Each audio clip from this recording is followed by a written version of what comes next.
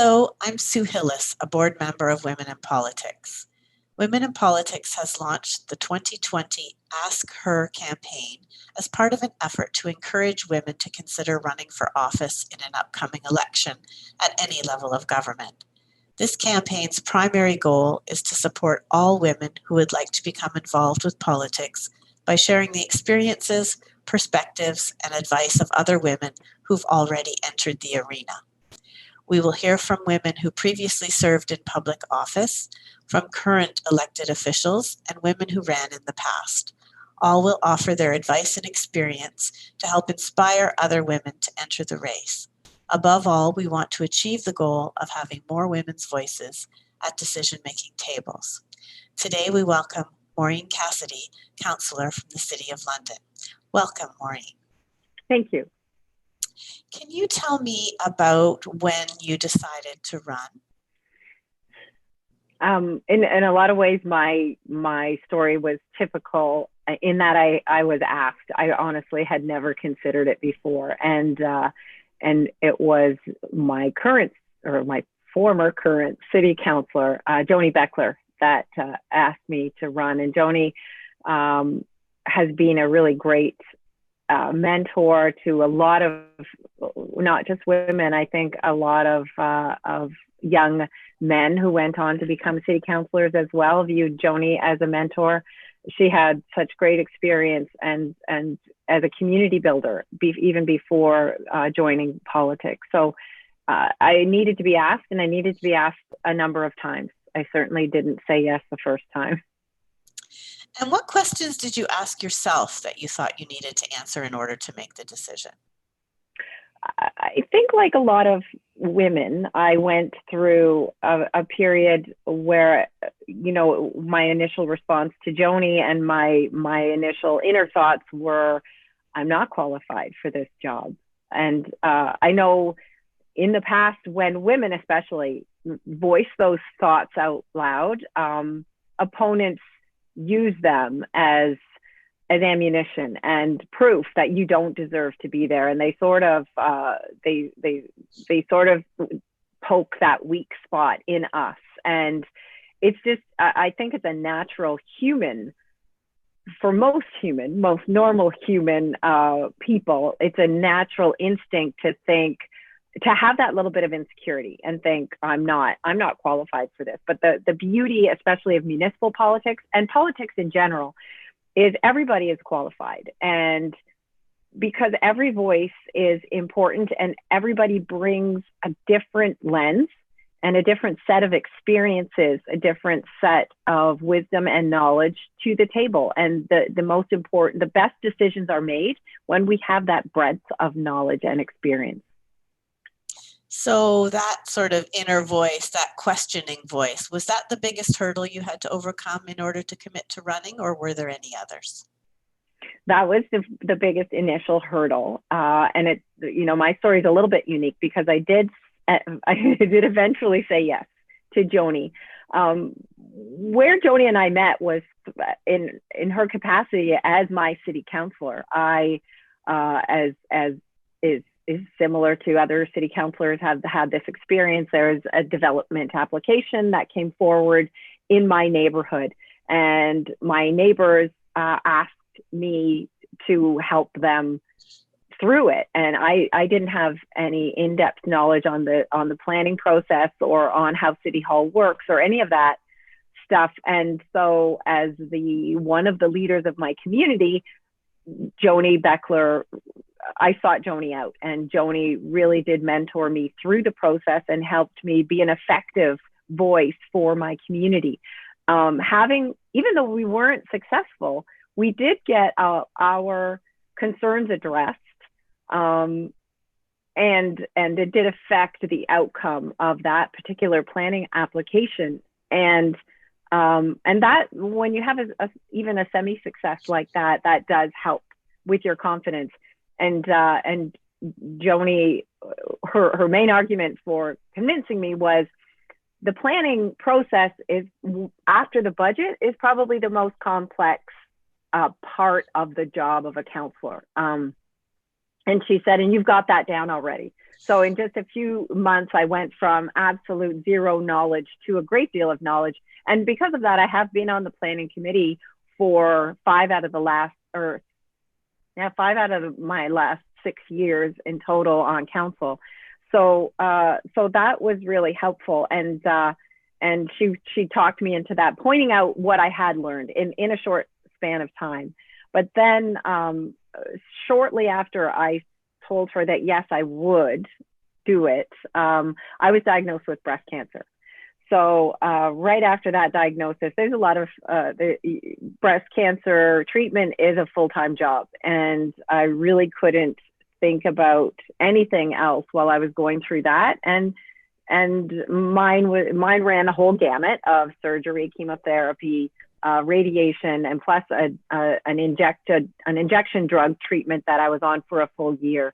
And so I declined after that. And then when my health returned, Joni came back. Joni came back. She's very tenacious, and she asked me how I was doing, and then she asked if I would think about it. And it took me 6 months again before I was confident enough in my health and my ability to take it on that I said yes again. Well, she certainly was committed to getting you on board, for sure. Absolutely. Absolutely. So tell me about any expectations you might have had leading up to the actual campaign. And did your experience line up with your expectations? Had Joni prepared you for what campaigning was like? Tell me a little bit about the campaigning itself. So yes, Joni did what she could to prepare me, and we did a lot of Google searching and things like that. We downloaded every single handbook that you can possibly download. Both from the City of London has a candidate's guide, and there are other guides that are available at the provincial level and in other places. So every single source said, and it might, who knows what's going to happen in the future because of the pandemic and all of that. But at every single point, I was advised that door knocking was the number one thing. Signs were important. Literature was important. Knowing your stuff is absolutely important. Knowing the issues and the policies, and I did a lot of learning in the time leading up to the campaign. But knocking on doors, getting face to face with as many voters as you possibly can, trying to make an impression as the kind of councillor you hope to be. That's the really important part of campaigning. Did you encounter any surprises along the way in the campaign trail? So I've gone through 2 now. The first election was different, much more positive. There wasn't the second campaign. You're running on your record. You're running on whatever is known about you in the community. If you've had bad experiences and negative press, which I had, then you have to be prepared to answer to that. The second campaign in 2018, the biggest issue on the ballot at the time was the rapid transit project. And I have always been a very outspoken proponent of that project. City Council and City Hall did not do an exceptional job at communicating the benefits of that project. And people that are opposed to the project really took the lead and owned that conversation. So trying to backtrack from the negative and disinformation that was out there about the project is a hurdle. And that was a difficult hurdle. I didn't shy from that. I was not the kind of councillor, and there were some who backtracked from their original position, which was supporting it. I remained supportive, and I tried my best at the door as much as possible to explain the benefits of the project. So I would say, despite what other people might have thought about my particular campaign and my candidacy the second time around, what was at issue for me was not negative impressions of me personally, but it was the rapid transit project. And so with the first campaign, when you don't really know the job, nobody can understand what a city councillor job is until you're in the job. Nothing can prepare you for that, no matter how you try to learn and understand. It's really difficult because it is a very unique job. So there is a lot of unknowns there, and there's a lot of excitement, and especially with me, the 2014 election, we were coming out of a tumultuous time on council. There was the Fontana 8, there was that divisiveness, there was charges against conviction of the former mayor. All of that stuff was bubbling, and so the idea of change and possibility and going in a different direction was really exciting, and you could feel that at the door as well, knocking on doors. In 2018, it was a different campaign because the rapid transit project has loomed large over the whole thing. I also was subject to a smear campaign against me. As everybody knows now, Blackridge Group was, and two of the clients of Blackridge Group are facing charges now from the OPP of violating the Municipal Elections Act. And one of those people facing charges is one of my opponents in both elections, in 2014 and 2018. This was a person that ran against me. So he hired Blackridge and has been charged now under the Municipal Elections Act. So who knows how that's going to go? It's before the courts right now. But it's a different situation running as an incumbent. There is an incumbent advantage. You are already a known name in your community. However, there really is still a lot of apathy at the municipal level. And at the municipal level, voter turnout is the lowest of all three levels of government.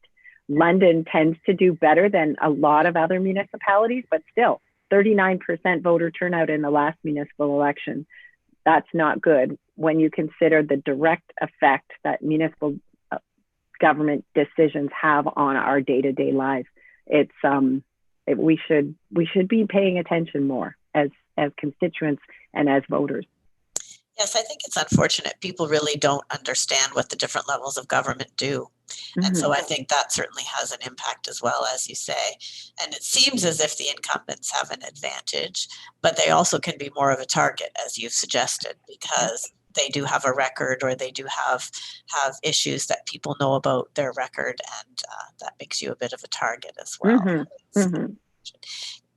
There's only 4 of you that are women on currently on London City Council. Do you think you are treated any differently? Tell me a little bit about your experiences being a woman in office, being one of a minority group on City Council.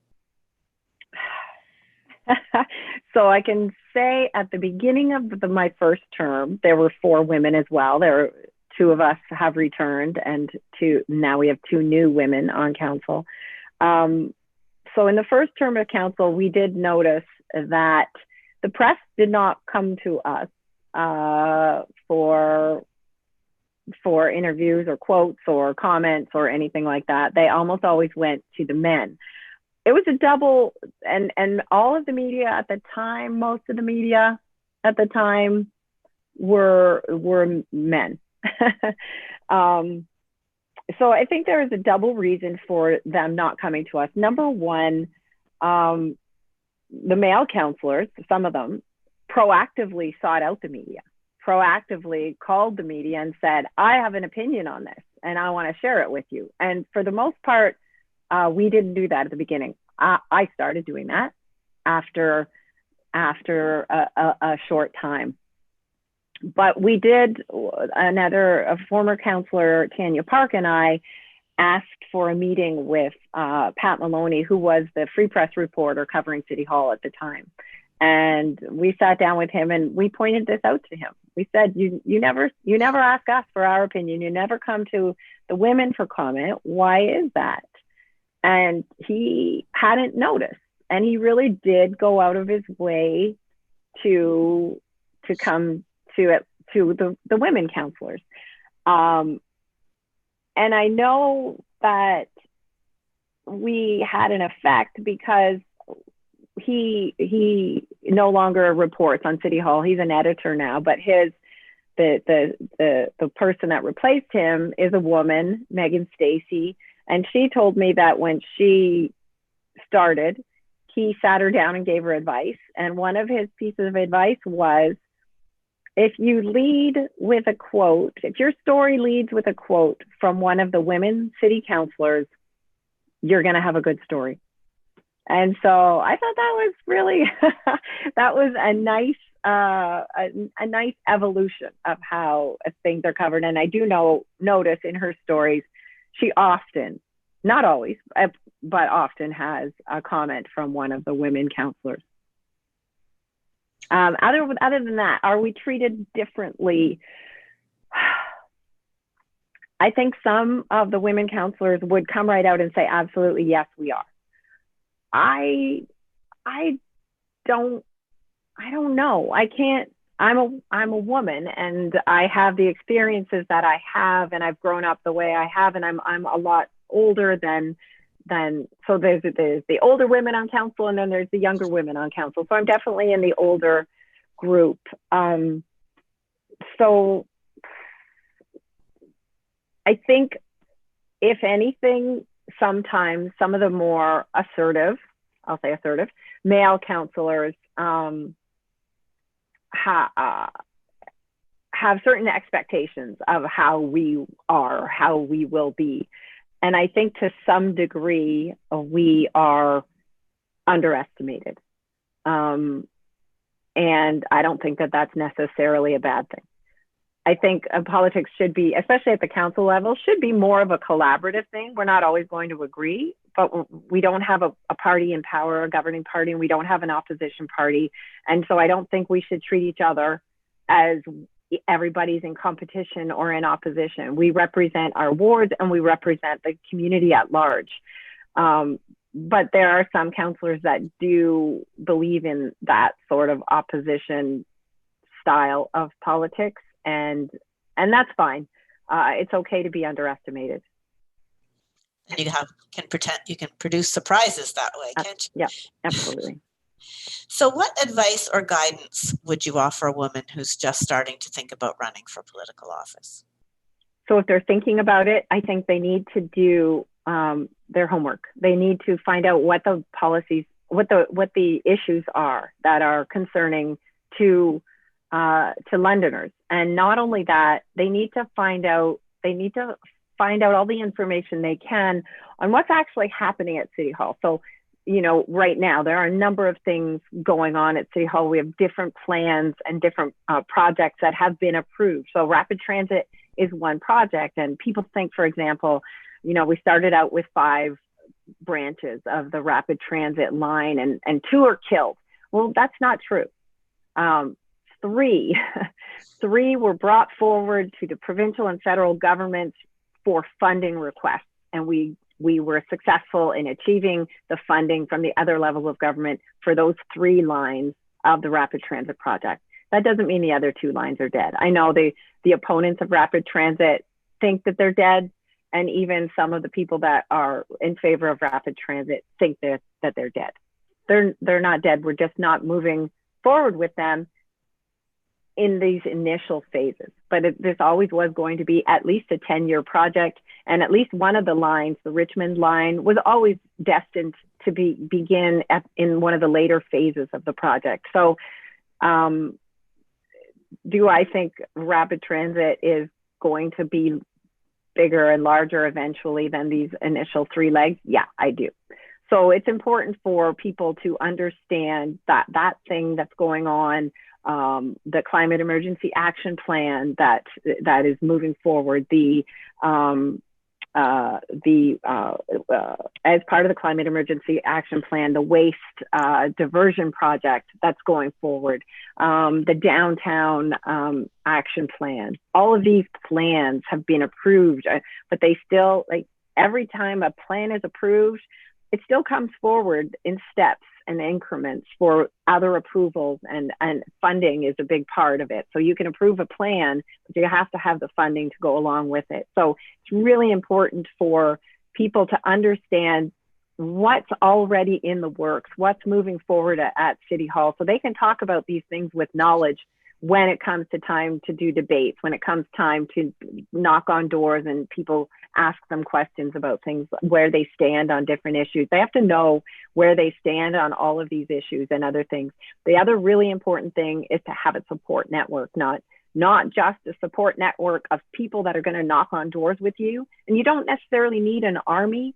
For me, I had volunteers that I didn't know that just came out of the blue and volunteered, and they were amazing. But my backbone team were my sisters. I have 3 sisters in London, and they came out with me day after day after day, night after night after night, knocking on doors with me. And so to have a base like that, people that know you intimately and can speak with knowledge at the door and know where you stand on issues and the kind of person you are. So having that really solid base of support to help you with your campaign, and at the same time, a solid base of support that's waiting for you at home, whether it's a spouse or a family or just really good friends, or, you know, that you need to have that soft place to land when campaigning is finished at the end of the day. Any other supports that you received that you think were the most helpful or most important? How did you go about drumming up that support? Obviously, you have strong family support.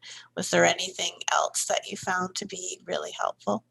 Well, so I had friends that had really good contacts in the city, business contacts, government contacts, and they helped me set up a number of meetings. And again, they were talking and learning meetings. So you know, I met with people in the business community to give me their perspective on the economic conditions in London, and also how business is, what their thoughts and feelings are, how they're treated by City Hall, whether City Hall is a business-friendly place, all of those sorts of things. Met with government officials, both in City Hall and other levels of government. Same thing. All of that talking and learning is really important.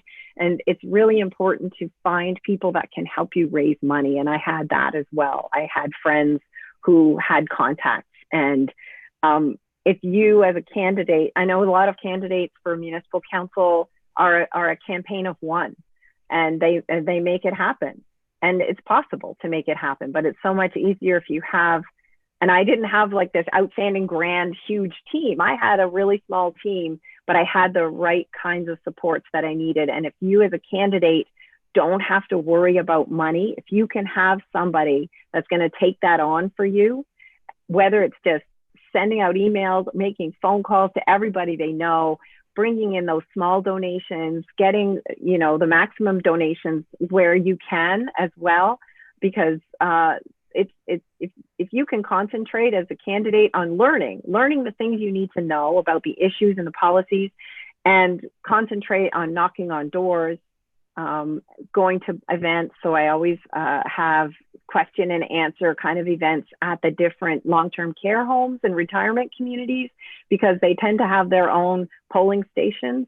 That's really important. So if you as a candidate can concentrate on campaigning and let other people handle financial stuff, that's important. Website stuff, getting a volunteer to help you with your website. So getting those kinds of helpers and volunteers to do that sort of housekeeping stuff is really important, so that you can focus on being the candidate. Great. Thank you. I think that was wonderful advice. So